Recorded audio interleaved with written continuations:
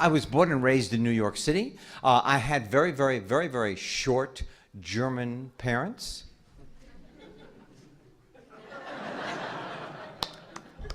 I am an actor, a father, a husband, not in that order.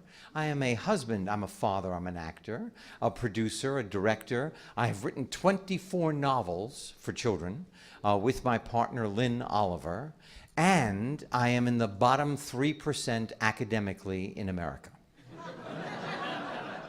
English was hard, math was hard, history was hard, science was hard. I was great at lunch. The headmaster of my high school, I wore a blue blazer and gray slacks, a tie every day. And the headmaster said to me, Winkler, I want to know why you're not achieving. I said, hey, that makes two of us. There was one person who said that I would be okay, and that was my music teacher, Mr. Rock. And then I got to pay tribute to Mr. Rock in Here Comes the Boom. I got to play a music teacher, and it was an amazing thing. And Mr. Rock is also in the books that I write, Hank Zipser, the world's greatest underachiever. There are 17 of them, and we could not sell them in America as a TV show. But we just made them for the BBC in England. I just came back from England. And I got to play Mr. Rock. So what an unbelievable circle. And you know what I realized was how powerful we all are as individuals. And one small positive comment can mean the world to another human being. You don't have to change the world. You just have to be positive to somebody else. First to yourself and then to somebody else. I carried Mr. Rock's comment, you're going to be okay, Winkler, in my heart until about last Thursday.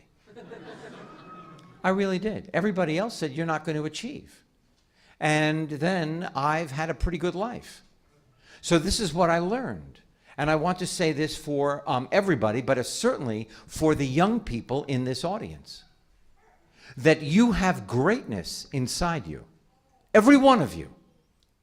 And it is your job to figure out what your gift is, dig it out, and give it to the world.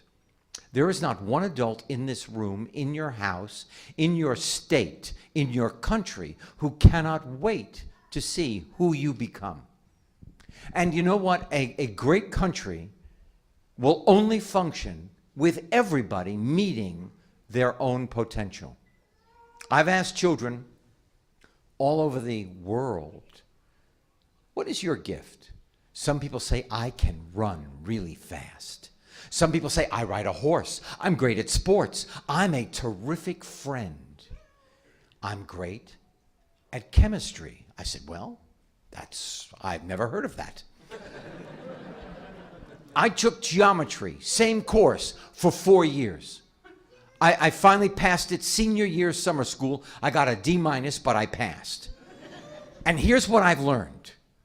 So what?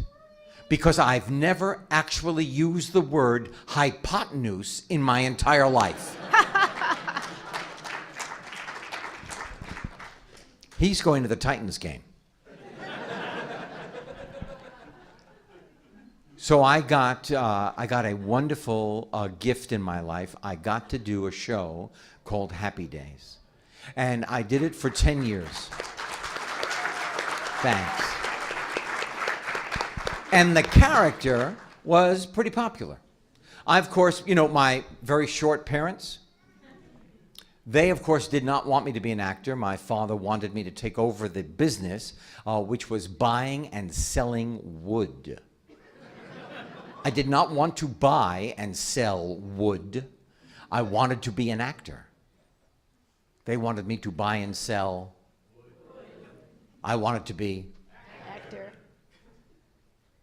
When I got on television, all of a sudden my parents became the co-producers of Henry Winkler.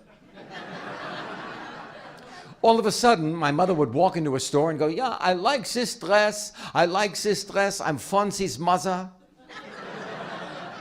My parents were lobbyists. They sat in the lobby of hotels going, yeah, where's the parents of the Fonz? It was too late. I didn't need them to be supportive when I was successful. I needed them to be supportive when I was confused and trying to figure it out. It was only until I was 31 that I found out that I had something with a name. Besides what my parents called me, which was dumme Hund. For those of you who don't speak German, that means dumb dog. Very supportive people. Flying buttresses, these people. But I had dyslexia. And I finally defined dyslexia for myself. 1 child out of 5 has some sort of learning challenge. That is a big portion of the population. And this is what I want to say to the children who are in school in this audience. It does not matter how you learn. It does not matter if learning is difficult. All that matters is that you've got greatness inside you, and your job is to figure out what your gift is, dig it out, and give it to the world. How you learn has nothing to do with how brilliant you are. And that is the truth. So I did Happy Days, and I got wonderful fan mail. I got 50,000 letters a week. It was so scary to leave my apartment because the character was so popular. Because people wanted to take off my socks without ever taking off my shoes. So I had all the letters delivered to my apartment. I read them. I got gifts. Girls would chew gum and then take the wrappers and make daisy chains. And then they would take these daisy chains and make these big balls. And then they would send them to me. The bigger the ball, the more they loved me. There are women all over this country with no teeth because that was a lot of gum. I just burped. I'm so sorry. But I also got a medal cutting. And it said, if you will it, it is not a dream. If you will it, it is not a dream. If you figure out, when you figure out what it is you want to do with your life, and it does not matter where you are in your life, when you figure out what you want, if you keep it in the forefront of your brain, you put one foot in front of the other, you prepare yourself every day for what it is you want, there is no reason you cannot live your dream. I did. I was told I would never achieve. And a year ago, the Queen of England gave me the Order of the British Empire. I am one of 4 people in the world outside of England that was honored by the Queen like that. Wow. Now, thanks. But here's the thing. Here's the thing.